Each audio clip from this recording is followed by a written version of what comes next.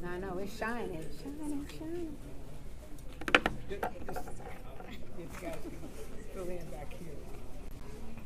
Todd King is tall enough to. Yeah. Peter Fry.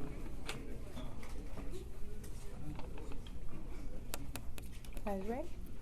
Ready? All right, good afternoon, everyone. We wanted to take a moment to update our residents on the recent water main breaks that we have experienced across the city. I first want Detroiters to know that we are treating this with urgency. Crews have been out working around the clock in extremely challenging conditions to repair the water main breaks and make our streets safe for our families and drivers in Detroit. I want to thank all of the departments that have stepped up. This has been a collaborative effort with DWSD, GSD, DPW, and GLWA have all come together to ensure that we are prioritizing the safety of our residents, but also moving with urgency to address the water main breaks throughout Detroit. We know that freezing temperatures and aging infrastructure and sudden pressure and water changes can also contribute to the incidents that we're seeing today. But our focus always remains simple, and that is that we want to respond quickly and minimize disruption and also support our residents. And so I would like to bring up Director Brown, who has been leading this effort, to provide a more thorough update on where we are to date to ensure that we are protecting the safety of our residents and addressing the water main breaks with urgency. Thank you, Mayor. And first of all, I just want to thank the Mayor for having the confidence in reappointing Sam and I to the Water Department to continue to lead it. It's an honor and a privilege to be here and work in the Sheffield administration, for sure. I also, again, want to thank, when I called Sue Coffey from the Great Lakes Water Authority this morning, she sent to Calvary Todd King, Peter Fromm. They worked on the big 54-inch water main break that we had last year. So we've got the 18 from the Great Lakes Water Authority. 6 o'clock this morning, I talked to DPW, and they were mobilizing crews to help get the ice off the street. Same thing with Crystal Perkins from GSD. When I called her and said, I know most of your summer help is not going to be available, but send me what you got. She more than readily put some crews together. So we got DPW and the whole city team behind us. We have also, let's see, good morning. First, I want to express my sincere gratitude to the dedicated men and women of the Detroit Water and Sewer Department. Our crews are out in harsh conditions, sub-zero temperatures, making critical repairs, often around the clock, to keep the water service flowing safely to homes and businesses across the city. Their commitment to Detroiters in these conditions is truly commendable. I also want to thank our residents for their patience and understanding. We know how disruptive water main breaks and flooding can be, and we appreciate everyone's cooperation while repairs are underway. Water main breaks and street flooding. When temperatures swing suddenly, whether in a deep freeze or a heat wave, it puts added stress on water mains, increasing the likelihood of breaks. DWSD has shifted additional staff from other divisions to our field service teams so we can investigate, isolate, and repair breaks more quickly. If you notice bubbling water standing on streets or sidewalks, please report it through the Improved Detroit app or by calling 313-267-8000. Not 911, but 267-8000. For your safety, never drive or walk through standing or ice over water. You can't always tell how deep or unstable the surface is. When flooding occurs, our crews work closely with the Department of Public Works to ensure catch basins are clear, ice is removed, and streets are properly salted. Our top priorities are, number one, restoring service to residents temporarily without water. Number two, repair breaks that affect major streets and transportation routes used by residents, schools, and emergency personnel. Number three, make safe other breaks that may cause local street flooding until streets and contractors can complete full repairs. Protecting private plumbing the majority of calls that our call center is getting is really about private plumbing issues inside homes. We're also receiving many calls about frozen or burst pipes in homes as temperatures drop.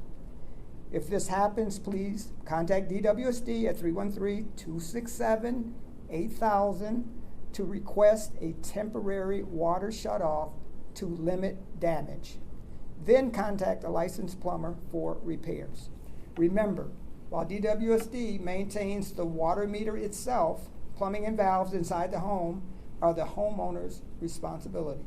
Always stay clear of standing water near electrical appliances and fuse boxes.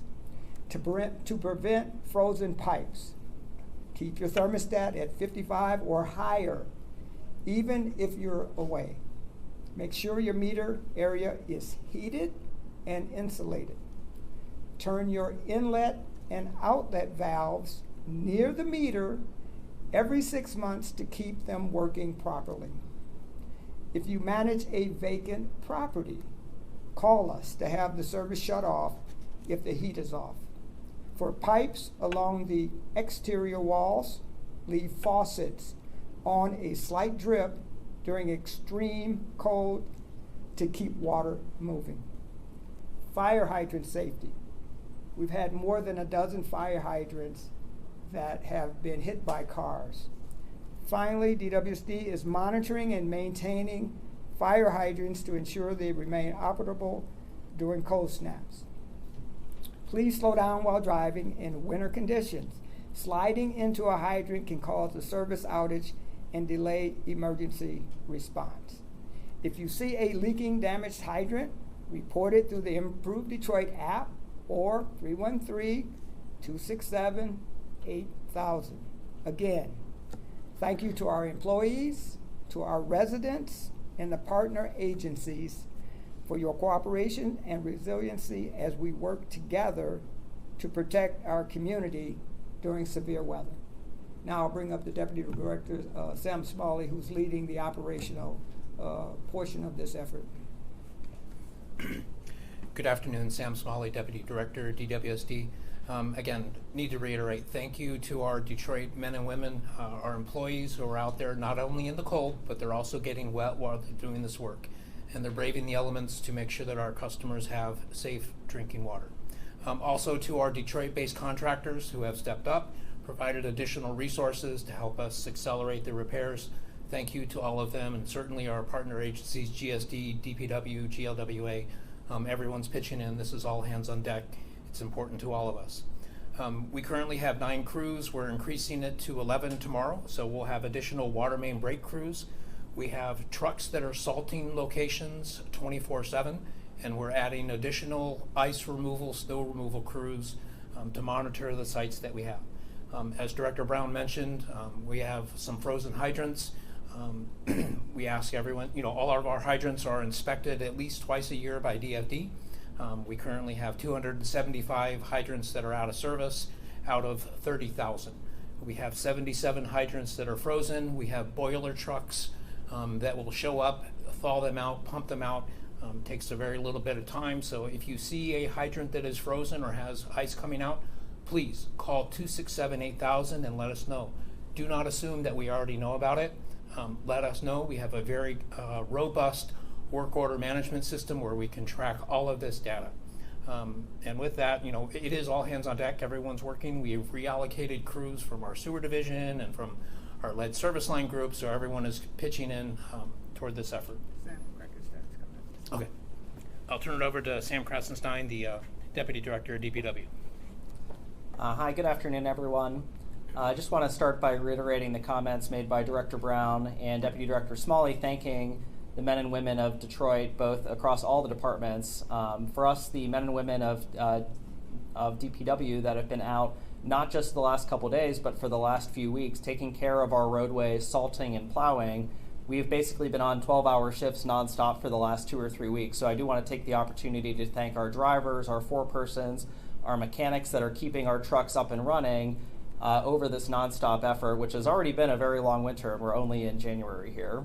So I'm just going to provide a brief update with where we are on snow removal. So following the 5-inch storm on Sunday and the freezing cold temperatures, where right now we're sitting pretty consistently below 15 degrees, we've had about 30 trucks on crew and running nonstop on 12-hour shifts.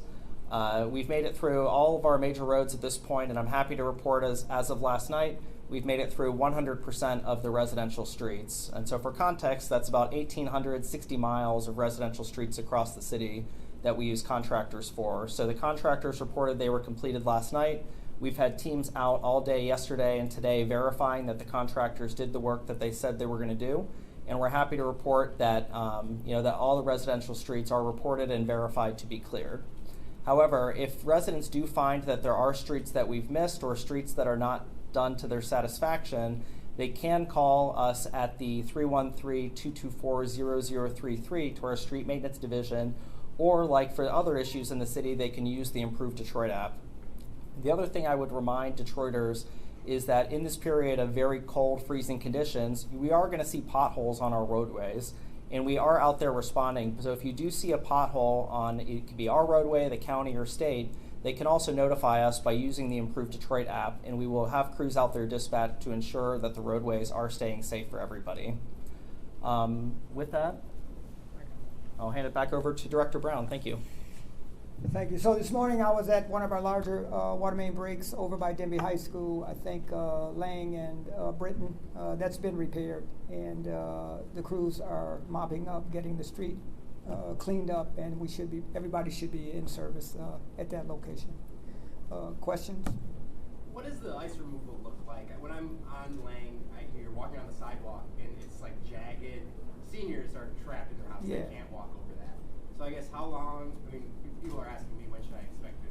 Yeah, well, as you know, we just got it repaired within the last few minutes. We will get all of the ice removed from the street, and then we'll make the sidewalks safe for our senior citizens to travel. There were residents that were concerned that they might have to wait until the snow melts. No. I said, no, I don't. We'll take care of the sidewalks and make sure that they're safe for our residents. We're not going to make them wait for the thaw. Sure. We're about a year removed from the water main break incident in Southwest. So I'm just curious, what have been insights or lessons learned? The 54-inch break was all in one area, one very tight area. And after the break, there was no more damage. It was just about repairing that damage to the 54-inch break. And so when we mobilized, all of our crews just had to go into one tight area. We have a map in back of me that has all the current water main breaks, and they're citywide. And the city's 139 square miles. And so we have to mobilize citywide. So while there's not going to be the damage to homes, there won't be any flooding to homes or very little flooding to homes with this incident, just the sheer fact that we have these temperatures for the next 7 to 10 days, and we have to travel, mobilize crews citywide, it makes it somewhat challenging and slows us down. Exactly how many water main breaks are on that map? Approximately 51. And 9 of them have been isolated and are being worked on now. But, I say that, and I'll probably be coming back in the next few days because there'll be additional water main breaks. So until the temperatures moderate, we'll do better than treading water. We'll get all the major ones taken care of.